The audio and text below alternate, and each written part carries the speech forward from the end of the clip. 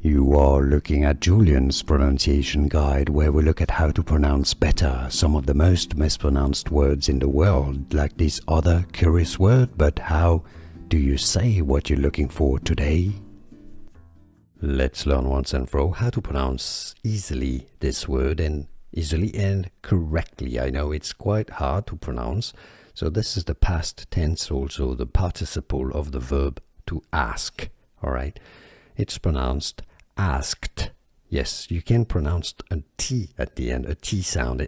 I mean, you can pronounce a D, asked, but it's not asked.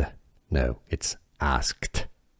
Asked with a T sound, because after the K sound, where you can only pretty much pronounce a T sound, I asked him what he thought. Asked is how to say it. English pronunciation, how to pronounce asked. And now you know.